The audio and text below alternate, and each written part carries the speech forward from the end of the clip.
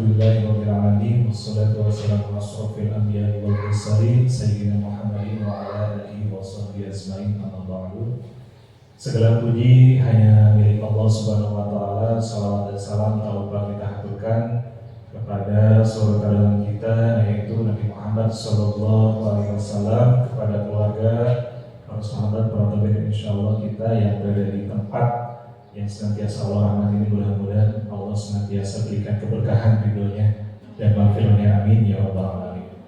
Baik Bapak Ibu sekalian, para hadirin tamu undangan, Bapak Ibu guru hebat dan Ibu Kepala Sekolah yang telah hadir di tengah-tengah kita untuk mengawali diseminasi informasi berkaitan budaya positif hari ini, kita sama-sama membacakan basmalah.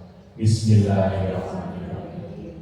Pertama-tama yang kami hormati Ibu Kepala Sekolah SD Negeri Cikirai Kidul yang telah hadir di tengah-tengah kita. Terima kasih Ibu telah hadir untuk bisa membersamai kami semua dalam rangka diseminasi hari ini. Kemudian Bapak tamu undangan, Bapak Ibu guru juga, guru hebat yang pada kesempatan berbahagia ini telah hadir untuk sama-sama kita belajar berdiskusi mengenai budaya positif itu seperti apa. Karena budaya positif ini tidak hanya kita terapkan di lingkungan kelas, di lingkungan sekolah, akan tetapi ini bagian dari miniatur kecil yang cukup besarnya itu kita bermasyarakat, ya, berkeluarga, bermasyarakat, tentunya bernegara. Ini bagian dari metode untuk kita berperilaku baik untuk diri sendiri, untuk keluarga ataupun lingkungan secara keseluruhan, sampai akhirnya pembiasaan ini menjadi hal yang lumrah kita terapkan di kehidupan keseharian. Bapak Ibu sekalian, tidak panjang lebar, barusan saya sampaikan bahwasanya tujuan dari kegiatan ini menyampaikan informasi berkaitan budaya positif di lingkungan, khususnya teruntuk di lingkungan sekolah, di lingkungan kita. Karena hari ini kita akan mendengarkan narasumber yang akan menyampaikan itu calon guru penggerak angkatan 11 Kabupaten Sukabumi, yakni yang kita sudah kenal ketahui bersama Saudari Ibu Unik Anak Ridwan Sahwati SPD, yang pada kesempatan berbahagia ini beliau sudah menyiapkan begitu banyak materi-materi, begitu banyak pengetahuan-pengetahuan baru untuk kita semua, baik itu nanti kita akan diskusikan bersama ataupun menyampaikan secara mendetail, secara khusus oleh yang bersangkutan. Tapi sebelum kita menginjak kepada narasumber yang akan kita dengarkan nanti, alangkah baiknya kita dengarkan dulu, ya, kalimat-kalimat motivasi, kalimat-kalimat penunjang bagi kita semua untuk kebaikan sekolah ini, yang ini akan disampaikan oleh Ibu Kepala Sekolah. Kami persilakan Ibu untuk menyampaikan kalimat penguatnya bagi kami semua. Silakan Ibu.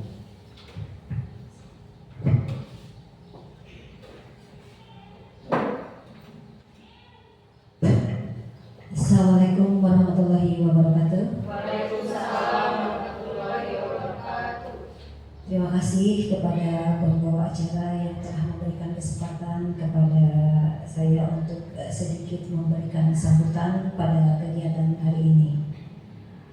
Ibu-ibu dan bapak guru yang saya banggakan, terutama ibu guru yang menjadi calon guru penggerak, terima kasih atas undangannya pada hari ini pada kegiatan diseminasi untuk modul ke 1.4 ya. Baik, sebelumnya marilah kita memanjatkan puji dan syukur kepada Allah Subhanahu wa taala bahwa pada hari ini kita bisa berkumpul di sini menghadiri acara kegiatan dari salah satu guru calon penggerak di sekolah kita. Alhamdulillah, berkat ridho dari Allah Subhanahu wa taala kita bisa berkumpul di sini. Tak lupa pula kita panjatkan salawat dan salam kepada junjungan Nabi besar kita Muhammad SAW. Mudah-mudahan nanti di akhir kita mendapatkan syafaat dari beliau, Nabi dan Rasul kita. Baik Ibu dan Bapak, membahas tentang kata pembawa acara tadi sedikit motivasi ataupun apa kata-kata dari saya selaku kepala sekolah. Baik, bahwa tugas dari saya sebagai kepala sekolah salah satunya adalah mendukung, memotivasi apa yang menjadi kegiatan-kegiatan dari calon guru penggerak yang sudah terschedule, terjadwalkan dari mulai bulan kemarin sampai nanti barangkali Desember ya, selama 6 bulan pelatihan.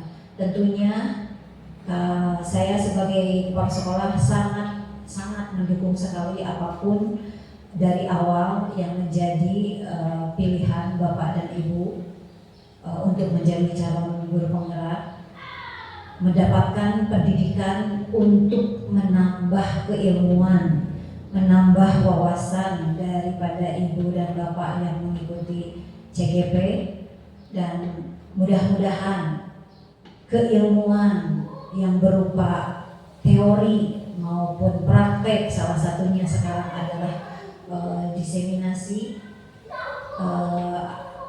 apalagi materi-materi dari hasil pendidikan selama 6 bulan tersebut bisa diterapkan, bisa diaplikasikan di kelas masing-masing, dan harapan yang lebih jauh barangkali bisa diterapkan atau di-sharing kepada rekan-rekan lainnya.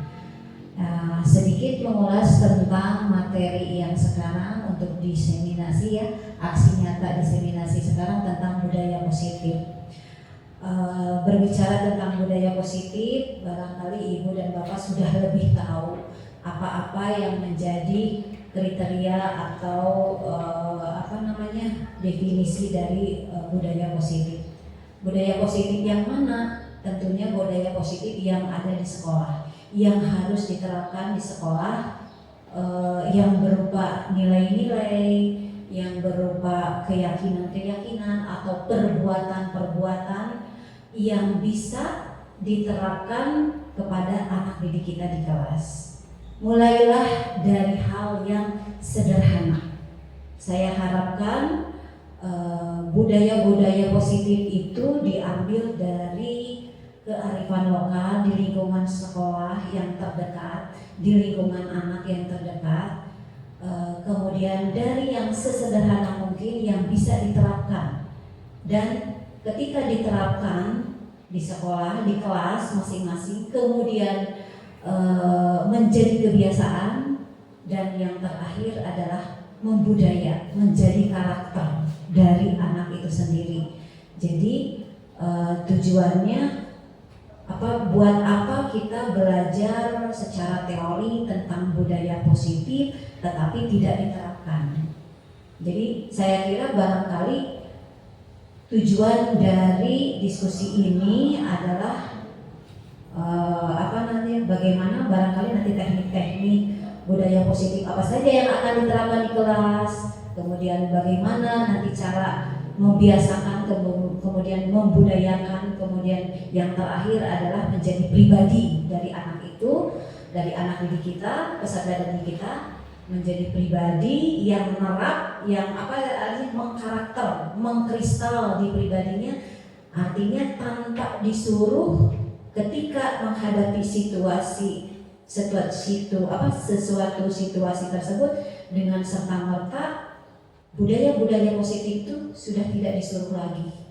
Misal contoh hal kecil, budaya antri ya, kemudian budaya bagaimana sopan santun terhadap guru, terhadap orang tua, saling menghormati orang yang usianya lebih tua, kemudian saling menyayangi teman. Itu betul-betul nanti harapan saya kepada guru-guru CGP, apa yang telah didapat secara keilmuan, baik itu praktek ataupun teori, bisa diterapkan di kelas masing-masing.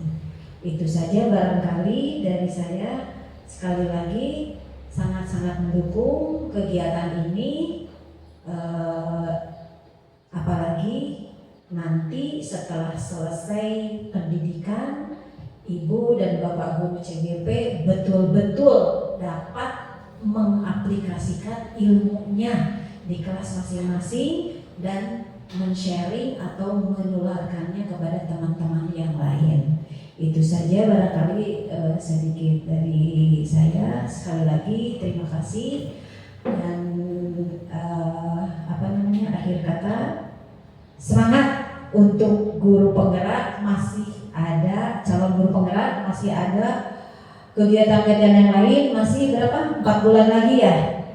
Saya lihat perjuangannya luar biasa. Terima kasih. Wassalamualaikum warahmatullahi wabarakatuh. Waalaikumsalam warahmatullahi wabarakatuh. Baik, terima kasih Ibu Kepala atas penjelasan, motivasi, kemudian arahan serta sekaligus sambutan untuk kami semua.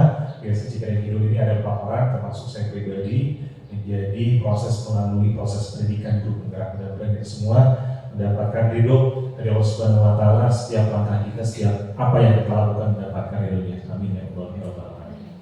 Dan selanjutnya tidak panjang lebar lagi, ini acara yang utama ya, yang akan diseminasi berkaitan dengan budaya positif yang hari ini akan disampaikan oleh saudari kita, keluarga kita, guru hebat kita, Ibu Unik Anak Ridho Asnawati SPD. Silakan saya berikan sepenuhnya waktu seluas-luasnya untuk Unik. Nanti agendanya Unik langsung saja bisa berdiskusi. Ketika penyampaian sudah selesai, diskusi langsung buka diskusi saja. Bagi siapa Bapak Ibu sekalian di sini, kurang lebih berapa puluh orang di sini yang sudah hadir. Unik, alhamdulillah antusias sekali. Terima kasih sekali lagi kami ucapkan. Silakan nanti Bapak Ibu bisa sering langsung dengan narasumber kami yang sudah kami siapkan jauh-jauh hari ya. Jadi sudah kita undang gitu ya, beliau ini kita hadirkan di tengah-tengah kita untuk bisa menyampaikan keilmuannya berkaitan dengan budaya positif. Jadi Bapak Ibu jangan sungkan, nanti silakan langsung berdiskusi saja dengan yang bersangkutan untuk menyampaikan hal-hal yang memang belum mengerti atau belum masih bingung terkait penjelasannya. Kami persilakan untuk seluas-luasnya bisa berdiskusi. Mungkin langsung saja kita panggilkan Ibu Unik Anak Ridho Asnawati. Waktu dan tempat sepenuhnya kami persilakan kepada Ibu. Silakan. Terima kasih Pak Redi. Assalamualaikum warahmatullahi wabarakatuh. Terima kasih kepada moderator Pak Redi yang sudah membuka acara ini. Terima kasih kepada Ibu Kepala Sekolah yang sudah hadir pada hari ini dan sudah menyempatkan waktunya. Terima kasih juga kepada Ibu Bapak Guru SD Negeri Cikaring Kidul yang sudah berkesempatan hadir pada hari ini. Tak lupa puji dan syukur kita panjatkan kepada Allah Subhanahu Wa Taala yang telah memberikan kesehatan dan kenikmatan kepada kita semua. Salawat serta salam semoga tetap tercurahkan kepada junjungan kita Nabi Muhammad SAW. Selalu nantikan syafaatnya di yaumil kiamah. Amin ya rabbal alamin. Kegiatan yang saya akan sampai dan bahas pada hari ini adalah aksi nyata diseminasi budaya positif yang sudah saya terapkan di sekolah SD Negeri Cikaring Kidul. Boleh next? Kegiatan untuk hari ini adalah ada pembukaan yang sudah disampaikan oleh moderator, yang kedua pembacaan doa yang sudah disampaikan oleh Bu Desti, yang ketiga sambutan dari kepala sekolah, yang keempat perkenalan, yang kelima adalah konsep budaya positif, dan keenam kesimpulan terakhir penutup. Salam dan bahagia, selamat datang para guru hebat, menyebarkan pemahaman dan pengalaman penerapan budaya positif. Nah, sebelum perkenalan saya akan panggil dulu terlebih dahulu supaya saya tidak kaku, supaya saya tidak gugup ya dalam diseminasi ini. Boleh bilang cakep semuanya? Pohon pepaya tiada berduri, tumbuh bersama bunga melati. Izinkan saya perkenalan diri, moga-moga menyentuh hati. Terima kasih. Nah, berarti saya di sini akan memperkenalkan diri. Nama saya Unik Anak Ridho Asnawati. Saya calon guru penggerak angkatan 11. Boleh? Tujuan diseminasi budaya positif di sekolah adalah untuk menumbuhkan budaya positif di sekolah dengan membimbing dan mengarahkan siswa siswa untuk melakukan pembiasaan yang positif sesuai dengan keyakinan kelas dan telah disepakati bersama. Di sini ada konsep utama budaya positif. Yang pertama adalah kita akan membahas pembelajaran paradigma baru. Yang kedua ada disiplin positif. Yang keempat adalah kita akan membahas kebutuhan dasar manusia. Yang kelima motivasi perilaku manusia. Yang keenam ada segitiga restitusi. Yang ketujuh keyakinan kelas. Dan yang terakhir posisi kontrol restitusi. Pembelajaran dengan paradigma baru. Pembelajaran yang dirancang berdasarkan prinsip pembelajaran berdiferensiasi sehingga peserta didik sesuai kebutuhannya berdasarkan tahap perkembangan sesuai dengan teori psikologi modern untuk mewujudkan profil pelajar Pancasila. Nah, di sini dijelaskan bahwa kita itu menggunakan elemen profil pelajar Pancasila. Yang pertama ada apa itu? Beriman dan bertakwa kepada Tuhan Yang Maha Esa dan berakhlak mulia. Yang kedua ada mandiri, yang ketiga benar kritis, yang keempat kreatif, yang kelima bergotong, yang keenam berkebinekaan global. Alhamdulillah di SD Cikerai Kidul sekarang sudah menggunakan kurikulum merdeka. Tetapi di Dapodik hanya kelas 3 dan kelas 6 kurikulum merdeka. Tetapi saya sudah bersepakat dengan Bu Lela untuk menggunakan kurmer di kelas 3 dan kelas 6. Jadi saya juga masih belajar di kurikulum merdeka untuk menerapkan elemen profil pelajar Pancasila untuk ke peserta didik. Di sini ada penjelasannya. Pada pembelajaran paradigma baru mencakup pemetaan standar kompetensi, merdeka belajar dan asesmen kompetensi minimal, sehingga menjamin ruang yang lebih luasa bagi pendidik untuk merumuskan rancangan pembelajaran dan asesmen. Sesuai dengan karakteristik dan kebutuhan peserta didik, ketiga komponen ini selaras dan saling mempengaruhi keselarasan yang diharapkan dapat mengubah paradigma. Pada pembelajaran paradigma baru, profil pelajar Pancasila berperan menjadi penuntun arah yang memandu kebijakan dalam sistem pendidikan Indonesia. Nah, masih ingat gak tadi kalau tiga komponen itu apa saja tadi? Coba yang tadi apa? Mereka Pancasila apa lagi?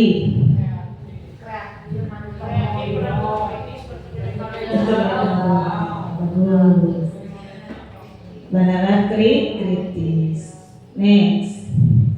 Nah, di sini ada miskonsepsi tentang teori kontrol guru terhadap peserta didik. Bagaimana sih caranya kita itu mengontrol anak? Kita itu bagaimana sebagai guru untuk menerapkan budaya positif ke anak peserta didik tersebut?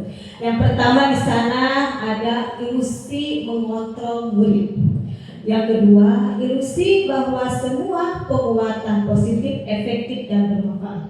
Yang ketiga, ilusi bahwa kritik dan pembuat rasa bersalah mampu menguatkan karakter. Yang terakhir adalah ilusi bahwa orang dewasa berhak memasak. Next. Di sini ada penjelasannya. Yang pertama adalah ilusi guru mengontrol murid.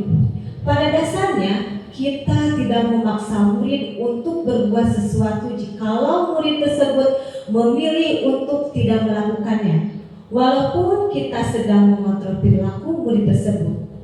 Ilusi bahwa semua penguatan positif efektif dan bermanfaat. Penguatan positif atau bujukan adalah bentuk-bentuk kontrol segala usaha untuk mempengaruhi murid agar mengulangi suatu perilaku tertentu. Ilusi bahwa kritik dan membuat orang merasa bersalah dapat menguatkan karakter. Menggunakan kritik dan rasa bersalah untuk mengontrol murid menuju pada identitas gagal. Yang terakhir adalah ilusi bahwa orang dewasa memiliki hak untuk memaksa. Banyak orang dewasa yang percaya bahwa mereka memiliki tanggung jawab untuk membuat murid-murid berbuat hal tertentu. Apapun yang dilakukan dapat diterima selama ada sebuah kemajuan berdasarkan sebuah pengukuran kinerja.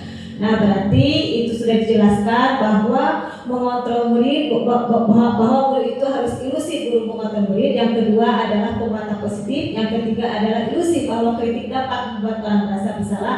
Yang terakhir adalah ilusi bahwa orang dewasa memiliki hak untuk memaksa. Di sini ada bagaimana seseorang bisa berubah dari paradigma stimulus respon kepada pendekatan teori kontrol.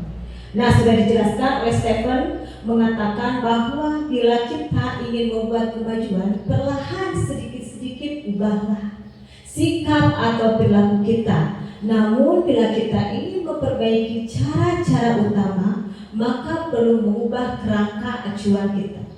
Pada stimulus respon, seolah-olah orang lain dapat kita kontrol, dapat kita kendalikan, sehingga kita dapat merubah seseorang menjadi apa yang kita inginkan. Tetapi pada teori kontrol sangat bertolak belakang. Sesuatu yang sedang kita kontrol sebetulnya tidak dapat kita kendalikan, karena yang dapat mengontrol adalah dirinya sendiri, bukan orang lain. Berarti kita itu tidak bisa dikontrol, tidak bisa dikontrol oleh orang lain, tetapi hanya kita bisa mengontrol diri sendiri. Di sini ada mengubah paradigma stimulus respon ke pendekatan teori kontrol. Di sini ada stimulus respon dan teori kontrolnya itu bagaimana. Yang pertama, realitas kebutuhan kita sama. Berarti teorinya adalah realitas kebutuhan kita berbeda. Semua orang melihat hal yang sama, tetapi teori kontrolnya itu adalah setiap orang memiliki gambaran yang berbeda. Terus yang kedua itu adalah kita mencoba mengubah orang agar berpandangan sama dengan kita. Tetapi teorinya apa itu? Kita berusaha memahami pandangan orang lain tentang dunia. Perilaku buruk dilihat sebagai suatu kesalahan. Berarti teori kontrol kita apa itu? Semua perilaku memiliki tujuan. Terus orang lain bisa mengontrol saya, tetapi teorinya apa itu? Hanya Anda yang bisa mengontrol diri Anda. Ya, terus saya bisa mengontrol orang lain, tetapi teorinya apa itu? Anda tidak bisa mengontrol orang lain. Terus yang terakhir, pemaksaan ada pada saat rujukan gagal. Berarti teorinya apa itu? Kolaborasi dan konsensus menciptakan pilihan-pilihan baru. Nah, di sini ada disiplin positif. Kita akan bahas disiplin positif. Disiplin berasal dari kata disiplina yang artinya belajar. Berarti disiplin itu adalah mengacu, disiplin diri yang mengacu tanggung jawab terhadap apa yang dilakukannya berdasarkan nilai-nilai yang diyakini. Disiplin positif merupakan salah satu cara penerapan disiplin yang bertujuan untuk menumbuhkan kesadaran serta memberdayakan peserta didik tanpa imbalan atau reward. Di sini jelaskan reward itu apa, coba? Hadiah, reward itu atau reward, ancaman atau hukuman. Nah, dari kesimpulan disiplin positif itu adalah sebagai pendidik, tujuan kita adalah menciptakan peserta didik yang memiliki disiplin diri sehingga mereka berperilaku mengacu pada nilai-nilai kebajikan, universal, dan memiliki motivasi intrinsik dalam perubahan ke arah yang lebih baik. Di sini ada pendekatan disiplin positif. Nah, berarti kita itu harus menerapkan disiplin positif dan bagaimana cara pendekatannya.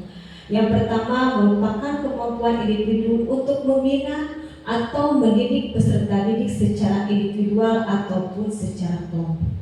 Dan yang kedua adalah pendekatan secara individual atau kelompok perlu mendapat dukungan kebijakan sekolah dan peran serta pemangku kepentingan sekolah. Nah, bahwa pendekatan disiplin positif itu adalah apa?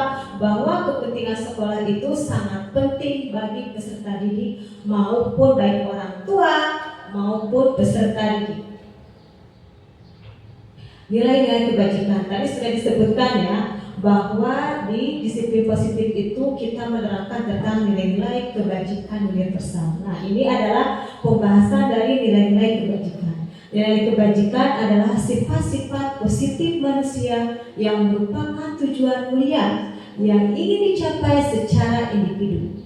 Nilai-nilai tersebut bersifat universal dan lintas bahasa, suku bangsa, agama maupun latar belakang.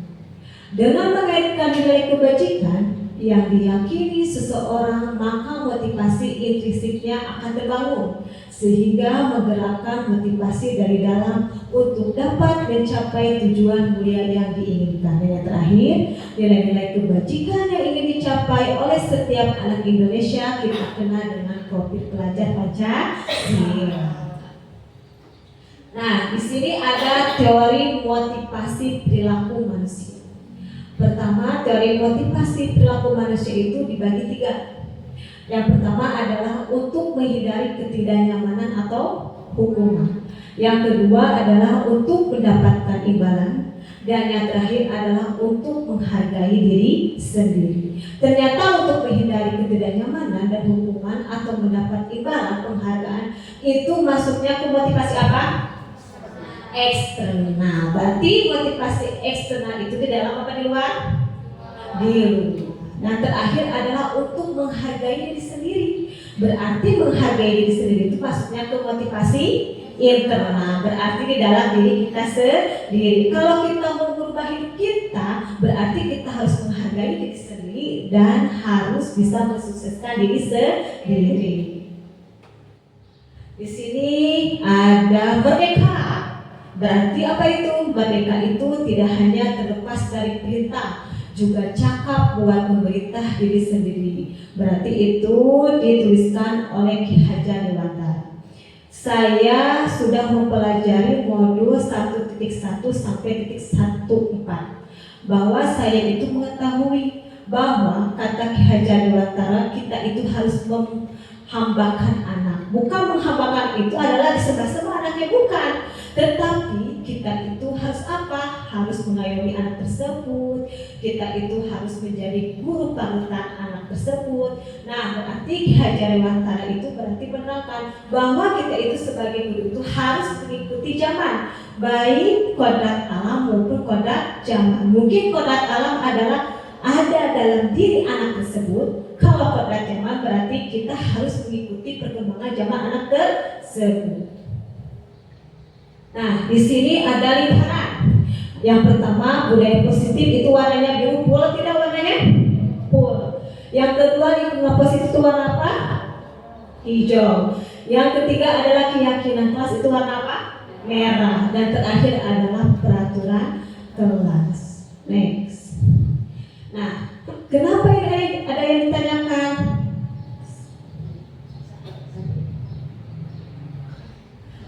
Nah, di sini ada keyakinan kelas. Mengapa tidak peraturan saja? Mengapa harus keyakinan kelas? Nah, itu ada jawabannya. Nanti kita bahas.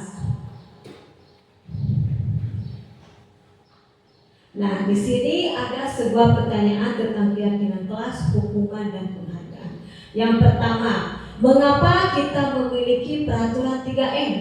Menggunakan masker, mencuci tangan, jaga jarak pada saat pandemi COVID-19. Nah, itu termasuk mana? Hukuman apa aturan?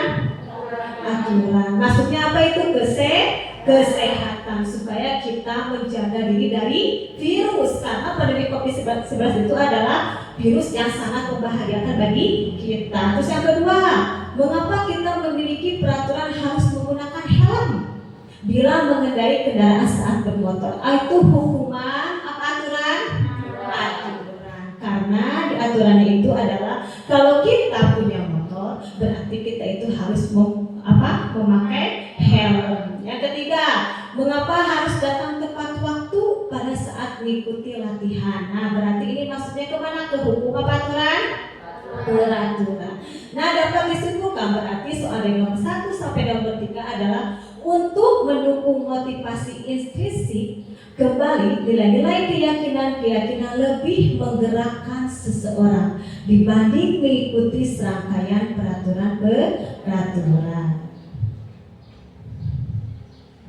Di sini ada kegiatan pendalaman keyakinan kelas. Ternyata pendalaman keyakinan kelas itu adalah menggunakan rumus variabel tabel T dan E. Di sini dijelaskan bentuk tabel T bersikap positif. Yang pertama adalah tampak seperti, kalau variabel T, dan tidak tampak seperti. Dijelaskan di sini tampak seperti, berarti kita harus apa itu? Datang tepat waktu. Yang kedua apa?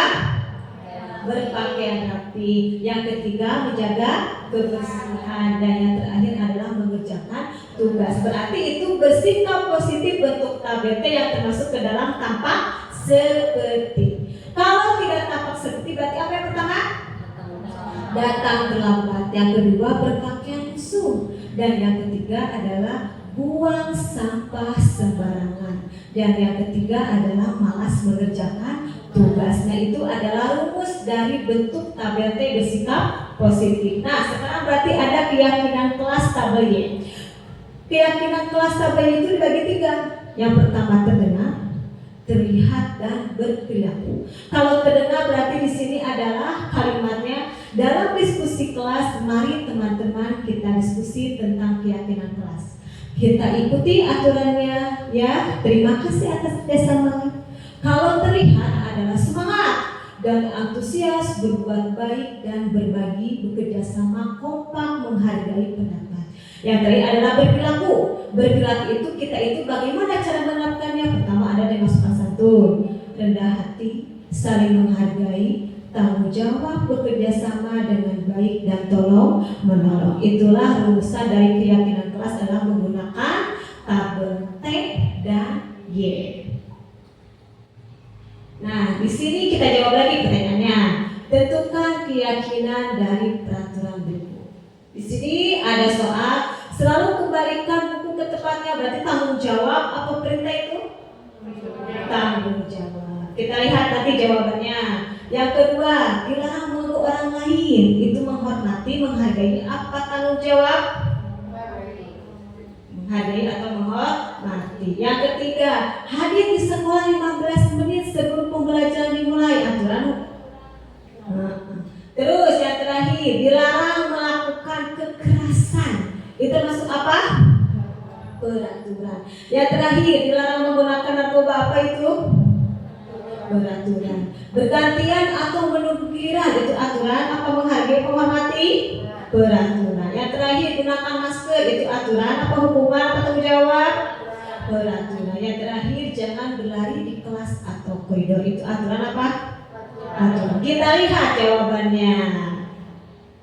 Nah, selalu kembalikan buku ke tempatnya. Itu adalah tanggung jawab. Yang kedua, dilarang mengganggu orang lain. Nah, dilarang mengganggu orang lain itu adalah kita menghormati orang lain. Yang ketiga, hadir di sekolah 15 menit sebelum pembelajaran dimulai. Disebut apa itu? Menghormati orang lain dan berkomitmen. Dilarang melakukan kekerasan. Berarti itu termasuk keselamatan, menghormati orang lain. Dilarang menggunakan narkoba. Itu adalah maksudnya kesehatan. Seperti yang tadi ya, memakai masker, jaga jarak, cuci tangan. Itu maksudnya kesehatan. Berganti atau menunggu giliran. Itu adalah menghormati orang lain. Gunakan masker. Berarti itu sama. Berarti maksudnya kesehatan dan keselamatan. Yang terakhir, jangan berlari di kelas atau koridor. Itu disebut kesehatan dan keselamatan. Nah, di sini adalah peraturan kelas yang saya sudah buat di kelas 3. Ternyata membuat peraturan kelas itu adalah peraturan kelas menjadi keyakinan. Yang pertama adalah kita harus berdiskusi dulu. Berdiskusi dulu mengenai peraturan apa nih yang akan dibuat oleh kita di kelas 3. Tetapi mengenai peraturan tersebut tidak berdiskusi hanya dengan diri sendiri, tetapi berdiskusi dengan peserta didik. Mau apa nih enaknya, mau gimana nih peraturan kelas ini dibuat. Yang kedua adalah sesudah kita tahu jawabannya dari peraturan kelas, kita merumuskan peraturan menjadi kenyataan. Menjadi kenyataan itu adalah harus dilakukan dan harus dilaksanakan. Yang ketiga adalah sudah beres, sudah berdiskusi, sudah merumuskan, dan terakhir adalah anak-anak menempelkan keyakinan kesepakatan kelas itu yang diyakini ditempel di kertas karton, dan itu adalah menjadi tanggung jawabnya untuk dilaksanakan dan diterapkan di kelas. Nah, di sini adalah hukuman dan penghargaan. Penghargaan dan hukuman adalah dua aspek penting dalam proses pembelajaran. Penghargaan dapat meningkatkan memotivasi dan memberikan rasa percaya diri kepada siswa, sementara hukuman dapat membentuk perilaku siswa agar lebih baik dan mengurangi perilaku negatif. Seringkali hukuman dapat menciptakan rasa takut, perasaan tidak aman, dan bahkan pembalasan dalam diri individu yang menerima hukum. Nah, di sini ada pertanyaan lagi, ada tindakan guru, hukuman atau konsekuensi. Masih fokus? Masih semangat? Kepada Loyoy, semangat semuanya ya. Sebentar lagi ya, tenang. Di sini ada sebuah pertanyaan dari tindakan guru, hukuman atau konsekuensi. Bisa menjawab lagi? Bisa fokus? Nah, yang pertama coba menyuruh murid mencatat saya tidak akan terlambat lagi sebanyak 100 kali karena terlambat datang di sekolah. Itu termasuk hukuman atau konsekuensi? Konsekuensi. Betul apa betul? Salah apa salah? Kita lihat nanti jawabannya. Yang kedua adalah menyuruh murid lari mengelilingi lapangan basket 2 kali karena terlambat habis sekolah, hukuman atau konsekuensi itu? Hukuman.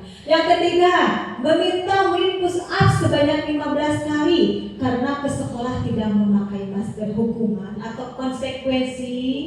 Hukuman. Terus, meminta murid mengganti kertas tugas teman yang dicoret-coret, itu adalah hukuman apa konsekuensi? Konsekuensi. Meminta murid membersihkan tumpahan air di meja karena tempat minum tersenggol, hukuman atau konsekuensi itu? Konsekuensi. Terus, meminta murid tidak mengenakan sepatu seharian di sekolah karena sepatunya tidak berwarna hitam, hukuman apa konsekuensi itu? Hukuman. Terus yang terakhir, menyuruh murid lari mengelilingi lapangan basket sebanyak 2 kali karena terlambat ikut pemanasan saat pelajaran PJOK, hukuman atau konsekuensi? Konsekuensi. Kita lihat jawabannya, benar apa salah. Nah, menyuruh murid terlambat sebanyak 100 kali itu adalah termasuk ke hukuman. Yang kedua, menyuruh murid lari mengelilingi lapangan basket 2 kali karena terlambat habis sekolah disebut adalah hukuman. Meminta murid push up sebanyak 15 kali itu termasuk pada hukuman. Meminta murid mengganti kertas tugas dicoret-coret berarti itu masuk ke konsekuensi. Terus meminta murid membersihkan tumpahan air di meja karena tempat minum tersenggol itu termasuk kepada konsekuensi. Terus meminta murid tidak mengenakan sepatu seharian di sekolah karena sepatunya tidak berwarna hitam disebut dengan itu apa? Hukuman. Yang terakhir adalah menyuruh murid lari mengelilingi lapangan basket sebanyak 2 kali karena terlambat ikut pemanasan saat pelajaran itu disebut adalah konsekuensi. Nah, di sini ada perbedaan hukuman dan konsekuensi. Di sini ada perbedaan yang itu adalah hukuman dan konsekuensi. Hukuman itu apa? Yang pertama, sesuatu yang menyakitkan harus terjadi. Konsekuensinya itu adalah sesuatu harus terjadi. Yang kedua, membuat anak sakit fisik maupun hati untuk jangka waktu lama. Berarti konsekuensinya itu adalah membuat anak merasa tidak nyaman dalam jangka waktu pendek. Yang terakhir, anak membenci kedisiplinan. Berarti konsekuensinya apa itu? Anak menghargai disiplin. Terus paksaan, konsekuensinya adalah itu adalah stimulus dan tanggapan. Mendorong anak menyakiti diri sendiri, berarti konsekuensinya itu apa? Mendorong anak agar mudah menyesuaikan diri. Konsep diri yang buruk, berarti konsekuensinya apa itu? Konsep diri yang baik. Anak belajar untuk menyembunyikan kesalahan, berarti konsekuensinya apa itu? Anak belajar untuk mematuhi peraturan. Terus marah, rasa bersalah, dipermalukan, merasa tidak dihargai, berarti konsekuensinya apa itu? Kehilangan hak, dibuat tidak nyaman, diasingkan untuk sementara. Nah, di sini ada kebutuhan dasar manusia. Ternyata kebutuhan dasar manusia itu ada 5 yang harus kita lihat. Pertama, kebutuhan untuk bertahan hidup. Coba, untuk kebutuhan bertahan hidup itu adalah manusia itu butuh apa coba? Makan. Apalagi? Minum, sandang, pangan, apa busana? Papan. Nah itu kelima itu berarti yang harus dipenuhi dalam bertahan hidup. Yang kedua, cinta dan kasih sayang, love, cinta. Berarti kalau kasih sayang itu berarti kita sangat butuh cinta dan butuh kasih sayang. Yang ketiga, kebebasan. Manusia itu berarti butuh kebebasan. Tidak bisa dikontrol oleh orang lain, tetapi kita juga harus bisa bebas. Kesenangan. Kita itu sebagai manusia harus senang. Senang dalam apa saja coba Dewi? Senang apa? Oh, hati, pikiran, apalagi? Terutama banyak uang, yaitu saya senang. Itu yang sangat fokus sekali itu. Yang kelima, kekuasaan, power. Berarti kita itu harus mempunyai kekuasaan. Nah, di sini kita jelaskan 5 kebutuhan dasar manusia menurut Dr. William Glasser. Yang pertama, kebutuhan bertahan hidup. Tadi yang sudah disampaikan oleh Bu Sarah bahwa kebutuhan hidup itu adalah survival, adalah kebutuhan yang bersifat fisiologis untuk bertahan hidup, misalnya kesehatan, rumah, dan makanan. Kebutuhan biologis sebagai bagian dari proses reproduksi termasuk kebutuhan untuk bertahan hidup. Yang kedua adalah kasih sayang dan dasar diterima, kebutuhan untuk diterima. Kebutuhan ini dan 3 kebutuhan berikutnya adalah kebutuhan psikologis. Kebutuhan untuk disayangi dan diterima meliputi kebutuhan akan hubungan dan koneksi sosial, kebutuhan untuk memberi dan menerima kasih sayang, dan kebutuhan untuk merasa menjadi bagian dari suatu kelompok. Next, penguasaan. Di sini ada penguasaan, kebutuhan pengakuan atas kemampuan. Kebutuhan ini berarti berhubungan dengan kekuatan untuk mencapai sesuatu, menjadi kompeten. Berarti kita itu hanya bisa membuat perbedaan, bisa membuat pencapaian, kompeten, diakui dan dihormati. Yang terakhir, kebebasan.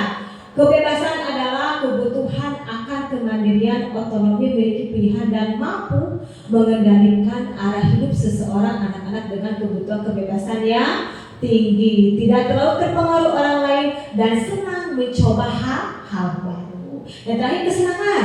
Kesenangan adalah itu mencari kesenangan bermain, tertawa, bayangkan hidup tanpa kenikmatan apapun betapa menyedihkan. Berarti kos batin, yang batin menyedihkan itu ya. Lanjut. Di sini ada 5 posisi kontrol guru terhadap murid. Nah, di sini bahwa kita itu sebagai guru harus mempunyai kontrol. Posisi kontrol pertama adalah apa itu? Kedua, rasa bersalah. Yang ketiga sebagai teman. Yang keempat, pemantau. Yang terakhir sebagai manajer. Lanjut. Nah, di sini ada pengertian dari penghukum dan pembuat orang merasa bersalah.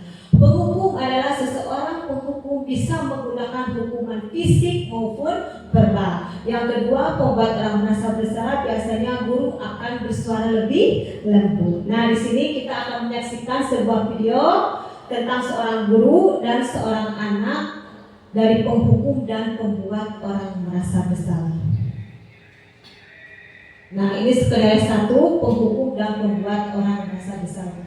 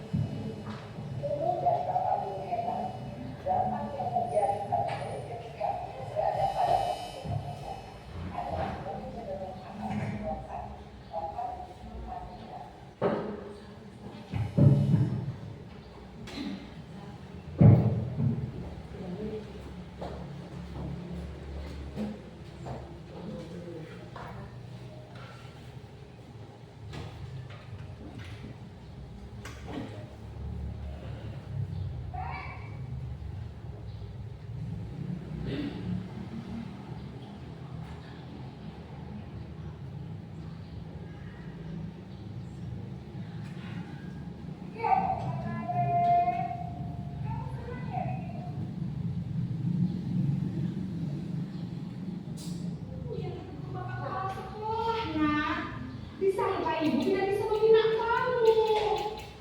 Duh, gimana ini? Maaf Bu, Duh, Gusti Naren. Kamu suka ya kalau ibu ditegur bapak kepala sekolah? Terus, sekarang ibu harus tulis apa ini di buku absen? Ini kamu sudah sering terlambat loh. Ibu harus apa coba? maaf Bu, maaf sekali. Ya sudah, lain kali jangan bikin ibu susah lagi ya nak ya. Ibu tidak akan kuat lagi kalau kamu. Kita ulang lagi ya videonya. Jadi ada kesalahan teknis sedikit bahwa kita akan melihat video video ke-1 penghukum dan membuat orang merasa bersalah. Kita saksikan video. Salam bahagia Ibu dan Bapak Guru hebat. Dalam penerapan disiplin positif restitusi, salah satu program yang dikembangkan adalah 5 posisi kontrol. 5 posisi kontrol dalam restitusi adalah proses perjalanan seorang pendidik agar dapat mengenali dirinya.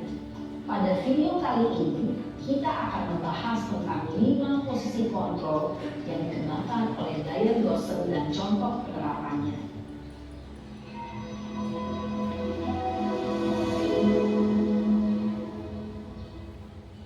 5 posisi kontrol itu adalah 1.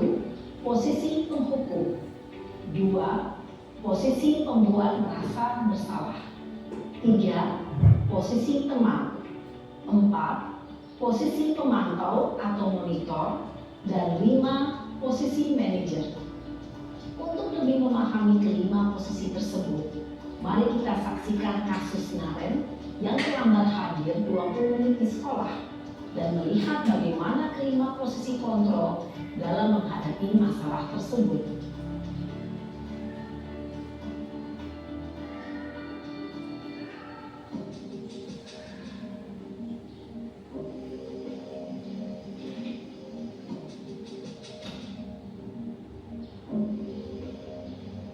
Naren! Sini kamu! Selamat pagi Bu. Selalu terlambat. Kamu deh, pasti terlambat. Maaf Bu, saya Apa? Apa coba? Alasan kamu apa lagi? Kapan sih kamu tidak terlambat? Malas sekali ya kamu jadi anak. saya Dasar pemalas. Gak kapok-kapok sih kamu. Sudah berapa kali terlambat? Sana, kamu keliling lapangan basket 2 kali. kenapa saya harus keliling lapangan basket Bu? Kenapa? Kamu melawan ibu? Berani-beraninya jawab. Sudah terlambat, masih berani jawab pula. Sekarang, keliling lapangan basket 5 kali sekalian. Biar kapok. Cepat. Pergi sana ke lapangan basket. Posisi penghukum biasanya berbicara dengan nada tinggi, menghardik, menunjuk-nunjuk, menyakiti, dan menyindir.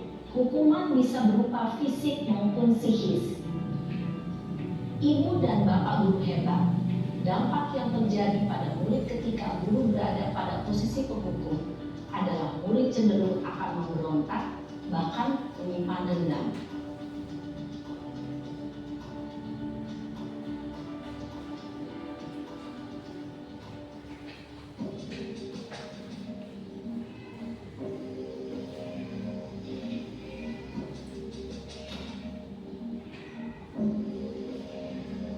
Naren!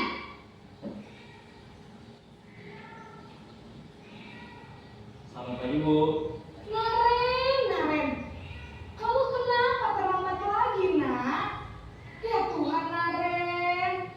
Kamu senang ya bikin ibu susah ya? Kalau kamu terlambat lagi, nanti ibu yang ditegur bapak kepala sekolah, nak.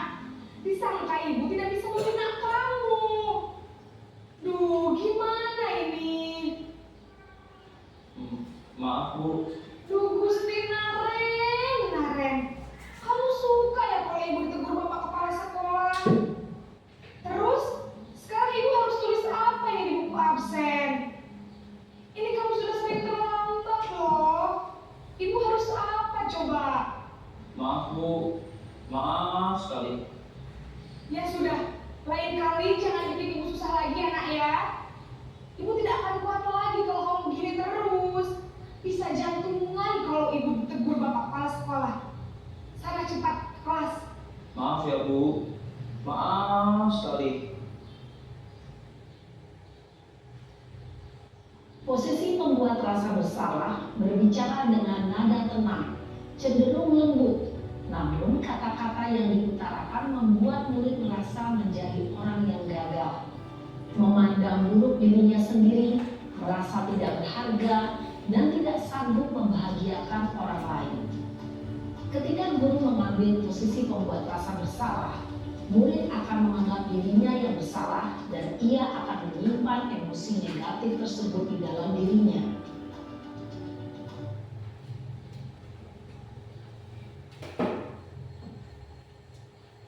Itu adalah tadi cuplikan video penghukum dan pembuat merasa bersalah. Kita lanjut lagi ke pembahasan. Yang ketiga adalah ada teman, ada monitor, pemantau, dan manajer. Di sini juga kita akan saksikan video tentang cuplikan teman, tentang monitor, pemantau, dan manajer. Skenario kasus kedua, teman, monitor, dan pemantau atau manajer.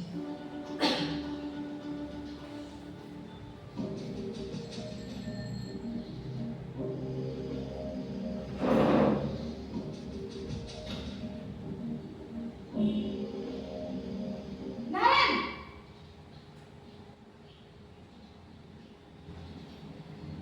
Selamat pagi Bu. Wah, sudah jam berapa ini nak? Terlambat lagi ya sayang. Iya Bu, habis ibu saya lupa bangunkan saya Bu. Kamu malah menyalahkan ibu kamu. Kamu bukannya anak yang larinya paling kencang. Kok terlambat sih? Iya Bu, saya memang terlambat bangun tadi. Jadi biarpun saya lari kencang, tetap gak kekejar Bu. Ya sudah sana. Nanti lain kali larinya lebih kencang lagi ya. Biar gak terlambat lagi. Bikin seneng ibu. Demi ibu. Bisa kan?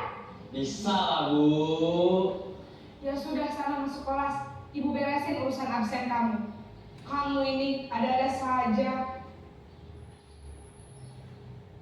Dalam posisi teman, guru berbicara dengan nada suara ramah, akrab, cenderung bersenda gurau untuk menjaga suasana tetap santai. Murid akan merasa senang, aman, dan akrab dengan guru. Identitas yang tercipta adalah identitas sukses atau berhasil. Namun, perlu diingat, karena ini masih dorongan eksternal, maka ada faktor ketergantungan dari murid kepada orang tertentu. Di sini guru absennya, sehingga di lain waktu murid bisa berperilaku baik, namun hanya kepada orang-orang tertentu saja.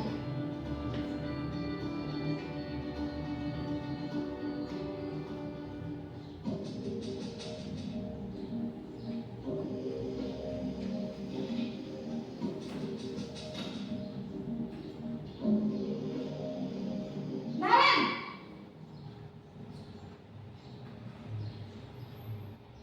Selamat pagi Bu. Naren, apa peraturan sekolah kita tentang jam berapa kita harus masuk sekolah, nak? Kita harus di sekolah jam 7 Bu. Iya betul, sekarang sudah jam 7.20. Naren sudah tahu konsekuensinya jika terlambat hadir. Paham Bu, saya harus tinggal kelas pas jam istirahat selama 20 menit. Iya benar, konsekuensinya demikian. Jadi nanti jam 9.30 pas istirahat, kamu harus tinggal di kelas, kerjakan tugas tambahan untuk ketertinggalan kamu, ya? Baik Bu. Posisi pemantau mengandalkan penghitungan atau data untuk mengontrol murid. Guru mengarahkan murid berdasarkan peraturan dan konsekuensi. Seorang pemantau menunjukkan bahasa tubuh dan ekspresi wajah yang datar dan cenderung formal.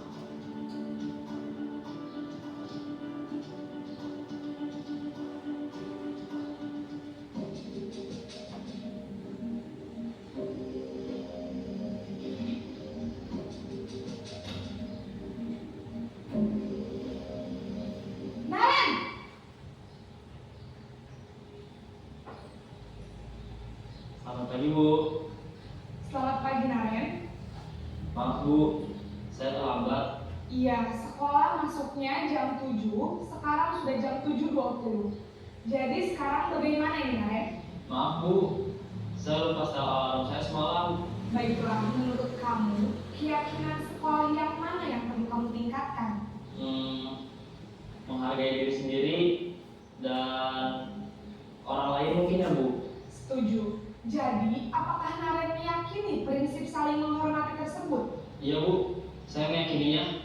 Apakah Naren bersedia memperbaiki masalah keterlambatan ini? Bersedia Bu. Bagaimana kamu akan memperbaiki masalah keterlambatan ini?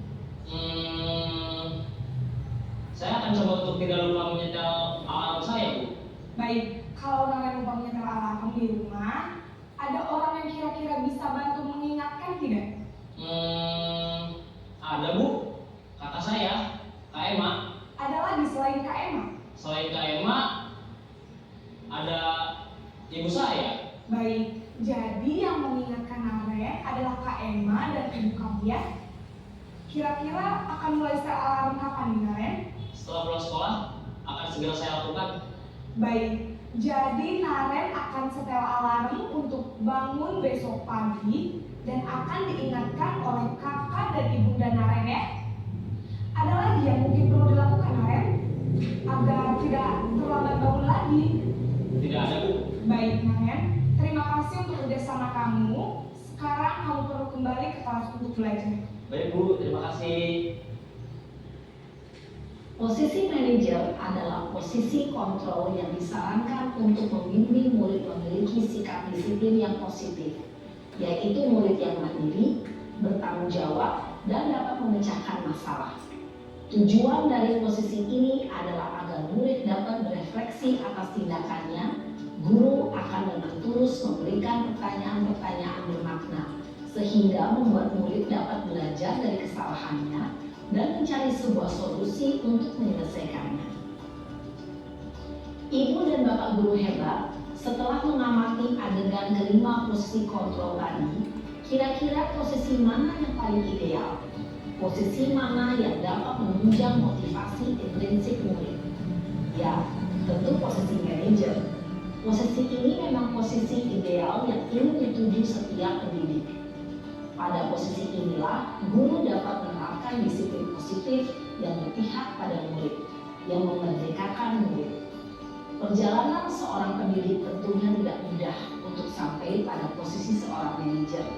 Namun, tujuan kita pasti, yaitu menciptakan murid-murid yang mandiri, merdeka, dan bertanggung jawab. Semoga penggambaran 5 posisi kontrol yang telah diperlihatkan ini dapat menjadi ajang refleksi bagi kita semua, agar dapat terus mengasah dan menerapkan disiplin positif yang memerdekakan murid. Mari terus berlatih dan bersemangat. Selamat menerapkan. Salam dan bahagia Ibu dan Bapak guru hebat.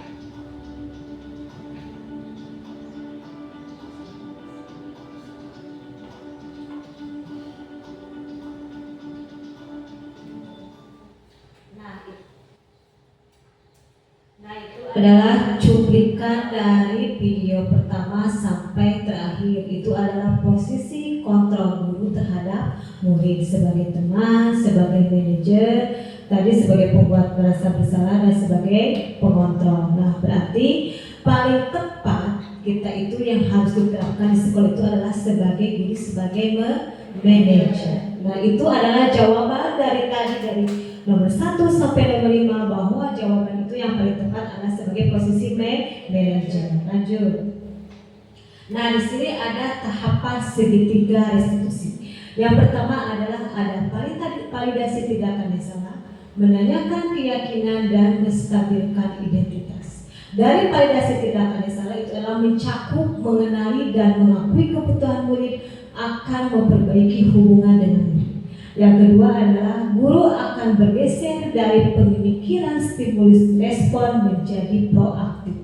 Dan yang ketiga adalah setiap perilaku berupaya memenuhi kebutuhan tertentu. Itu adalah mencakup ke validasi tindakan yang salah.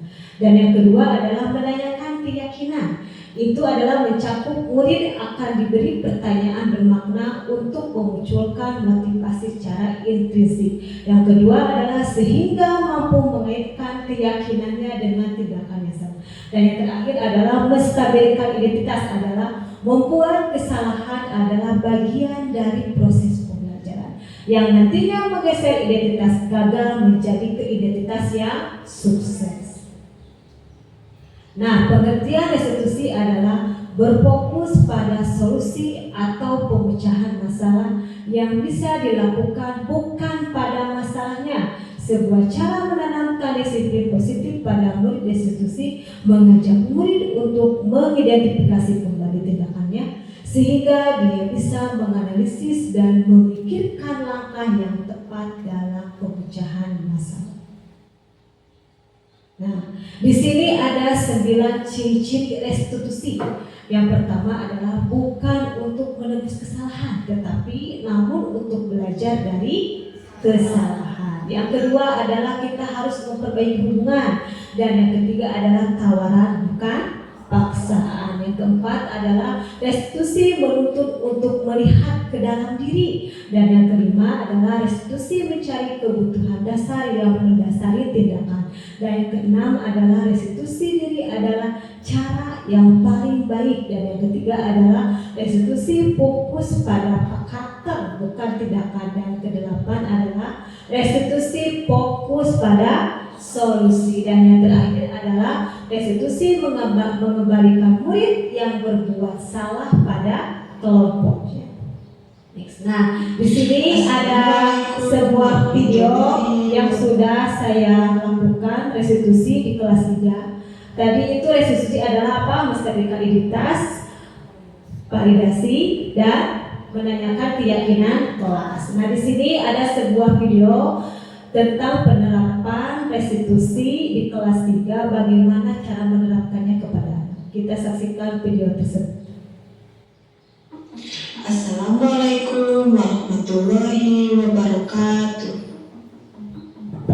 Saya Unik Anakri Doa Sahwati.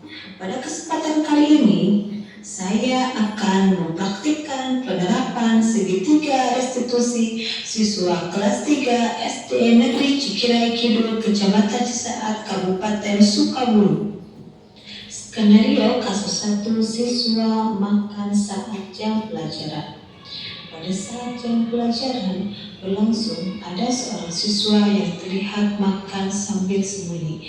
Sebagai seorang guru, saya harus menyelesaikan masalah tersebut dengan baik menggunakan tahapan segitiga restitusi.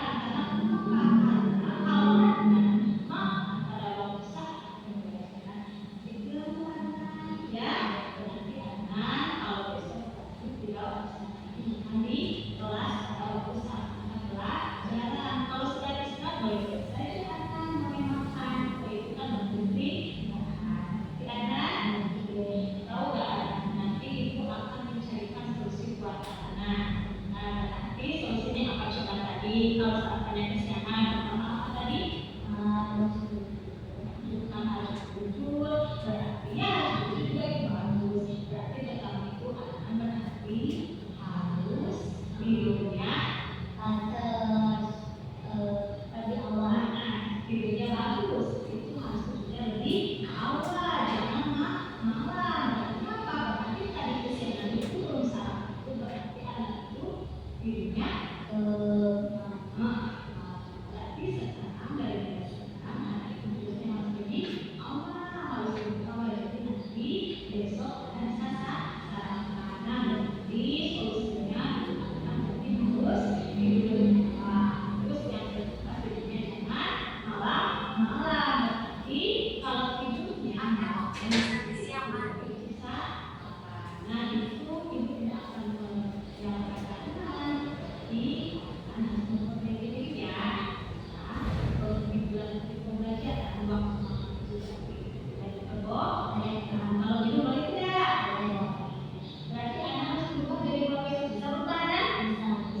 betul. Nah, nanti kalau harus anak berubah, nanti besok ya. Terima kasih, anak kelas dulu. Oke, terima kasih anak. Boleh kembali lagi sarapan betul sih. Terima kasih anak. Bu. Skenario kasus kedua, mengambil barang orang lain tanpa izin. Pada saat mewarnai gambar kedapatan mengambil cairan tanpa seizinnya hingga menyebabkan temannya marah. Selamat siang anak. Tahu gak anak kenapa dibilang bersih-bersih ini? Gak tahu. Tadi masih belum melihatkan pada waktu pelajaran.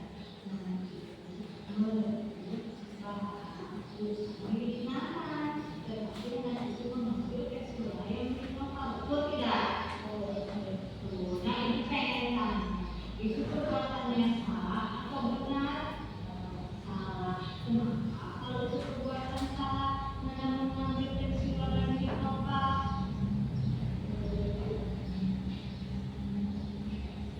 Kenapa coba? Karena suka.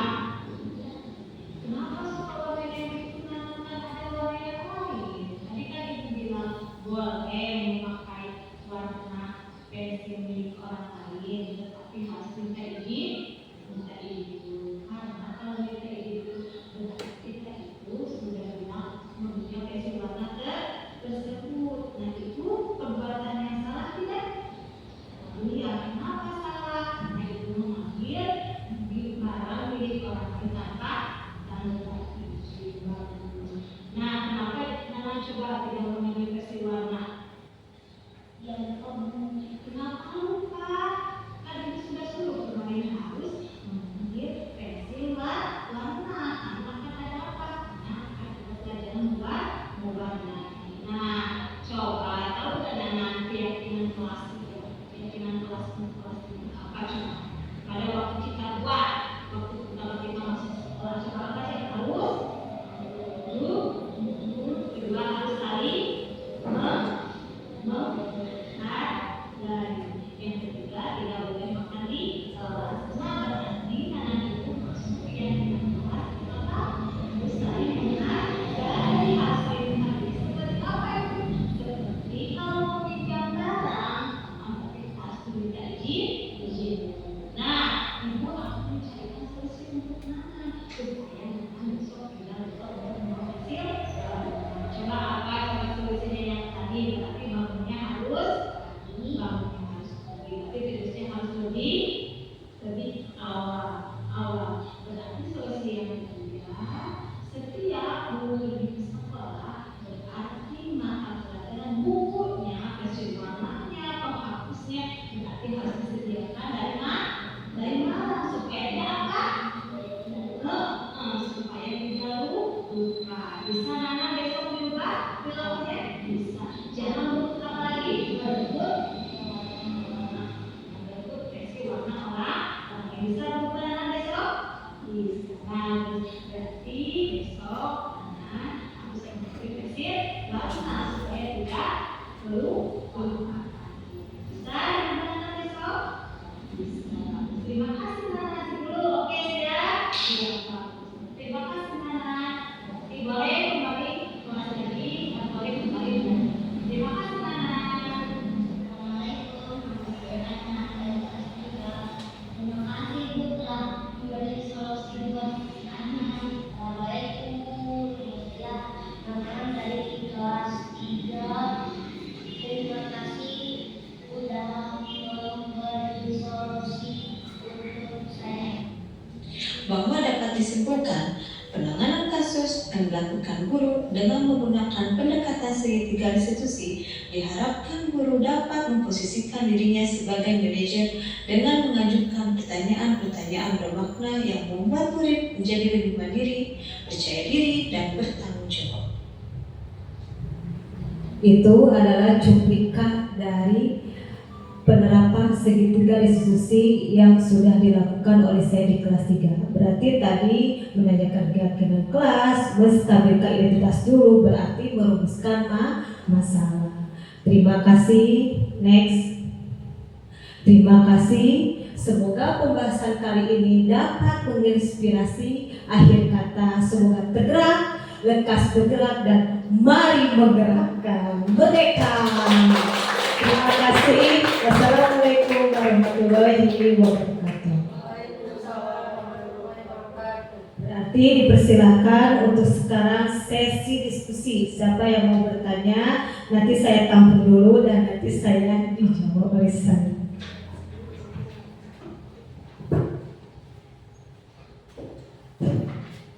Izin bertanya, Bu Nik. Pertanyaannya, bagaimana cara membangun budaya positif di sekolah agar supaya terlaksana dengan baik gitu? Itu pertanyaannya. Terima kasih. Lagi yang mau bertanya, Bu Dewi. Izin bertanya, Bu Nik. Bagaimana cara menerapkan keyakinan kelas yang sudah dibuat di kelas agar keyakinan kelas itu tidak dilanggar oleh peserta didik? Terima kasih. Terima kasih atas pertanyaannya.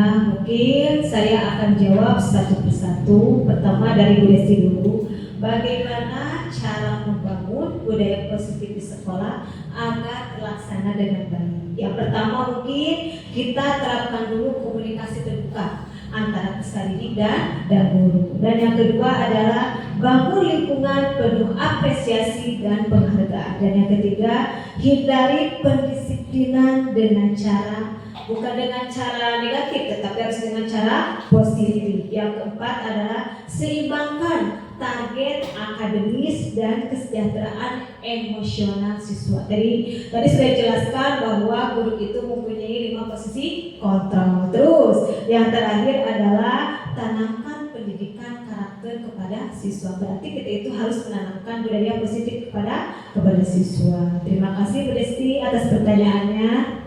Dan yang kedua, saya akan menjawab dari pertanyaan Bu Sri Dewi. Bagaimana cara menerapkan keyakinan kelas yang sudah dibuat di kelas agar keyakinan kelas itu tidak dilanggar oleh peserta didik? Yang pertama, mungkin langkah pertama tadi sudah dijelaskan ya dari peraturan kelas itu. Yang pertama, kita harus melakukan mengajak siswa dulu, berarti mengajak para siswa untuk membicarakan apa saja keyakinan kelas yang akan dibuat. Terus kita harus yang kedua adalah membuat pertanyaan-pertanyaan positif. Contohnya seperti kita semua bisa belajar dengan giat dan saling mendorong satu sama lain. Yang ketiga adalah menjadikan keyakinan konsisten dan mudah diingat. Seperti tadi yang mudah diingat, saling jujur, saling menghargai, dan tidak makan di kelas. Mungkin itu jawaban dari saya, Bu Dewi dan Bu Desti. Semoga puas dengan jawaban saya. Terima kasih atas pertanyaannya. Siapa lagi yang mau bertanya? Sudah selesai, udah beres?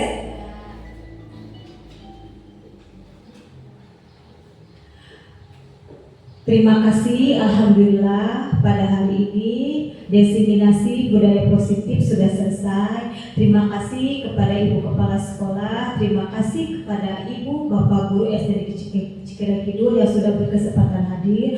Mudah-mudahan yang saya sampaikan di diseminasi budaya positif ini adalah bisa menjadi inspirasi dan mudah-mudahan pembahasannya bisa memuaskan. Terima kasih. Wassalamualaikum warahmatullahi wabarakatuh.